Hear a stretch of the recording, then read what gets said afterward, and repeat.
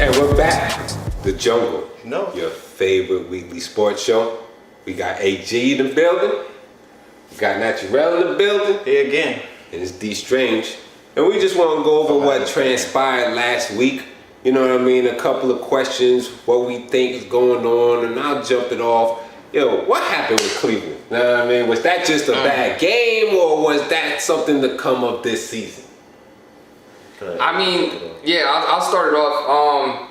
That goes to show that this isn't the NBA. Like, you know, when you could just put really good players on one team and it's gonna just eventually work out. The NFL, you could put everybody together, but if they don't gel and play together and build that chemistry, it don't really matter who you have on the field. Now, this is one game, but when you're playing at home and you have a lot of hype, and the Titans are a good defensive team, but, you know, let's all call it for what it is. Everybody was leaning towards Cleveland winning that game. Yeah. And for you to get stomped out like that, I just hope that they, you know, it was a reality check, and, you know, hopefully they start turning that around. But as far as, you know, everything else goes, you know, they look like the same old Cleveland. Ooh, what you think, Natural? See, I guess the most thing I'm surprised at is the Cleveland defense, right?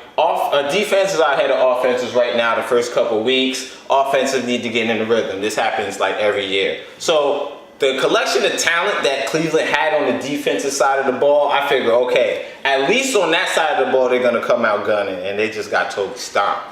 So that's my biggest surprise.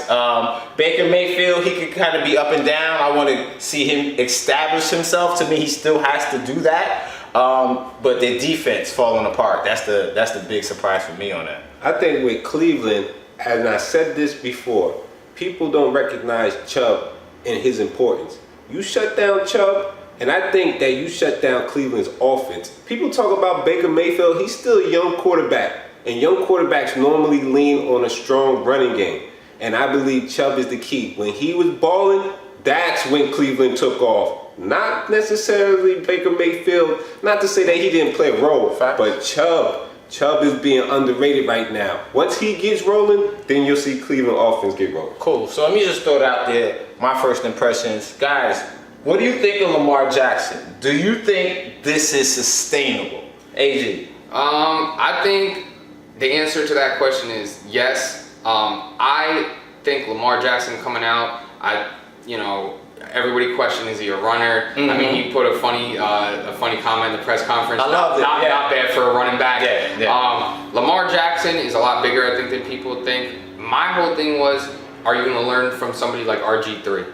Are you going to just, you know, are you doomed to make the same mistakes and try to run the ball 15 times a game and not slide and get down or get out of bounds? Mm-hmm. And, you know, Lamar could always flick it. At Louisville, you could see it, that he had, you know, he had an arm on him. Yeah. Supposedly, you know, he needs guys like Marquise Brown, these burners, because Lamar can go get it.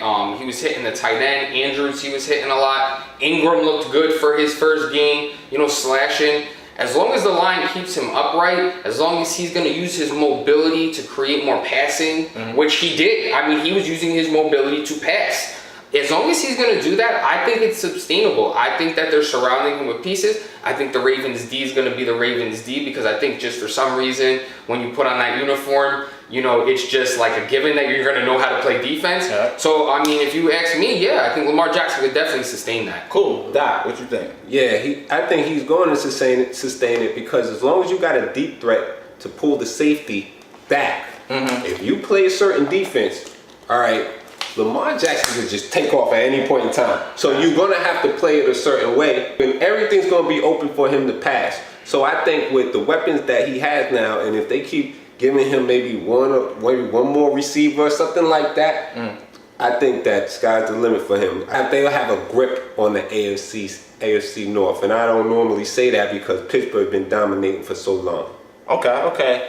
I'm gonna third that. Definitely sustainable. His improved accuracy. I saw comparisons to him last year side by side of the same kind of passes. They said his footwork was off. His footwork now is right on point. The whole Miami defense was built to stop him running. So he said, okay, I'm going to take what the defense gives me. So that seems to be the approach. They said sometimes he's going to be running like crazy. The most athletic quarterback since Vic in the game. So to me, he's that ultimate dual threat, and I'm just ready to see more. So AG, what's your first impression? My first impression is this, guys, and I wanted to kind of get your pick your brains on this. Is this the end of an era in Pittsburgh? Okay, you know, that's my thing. I watched them go. Now I know that they don't have a lot of success in New England ever, but I mean that didn't look like it was just a New England thing. That just looked like a Pittsburgh thing, like where this might not ever work.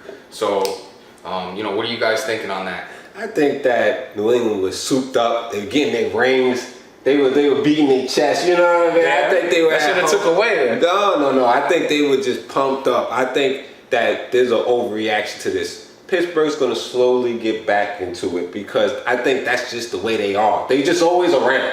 You know what I mean? Whether they make it or not, they're just always there. And I think they're just going to be there in the end. And I don't think this is the year that they're going to do that. They're missing their two main cogs now. There's no AB. There's no Le'Veon there anymore. Right now it's just Big Ben. Juju's there, but he's getting all the attention now. So to me, I told you even last week, I'm not even thinking Pittsburgh's going to make the playoffs here. So to me, I definitely see that slide going down. I mean, I guess, like, you know, finishing up on this, I think, agreed with you. I don't think that they're going to the playoffs this year, but I also I'm not ready after one game to say it's the end of an era. I'm going to say this, they're definitely less talented.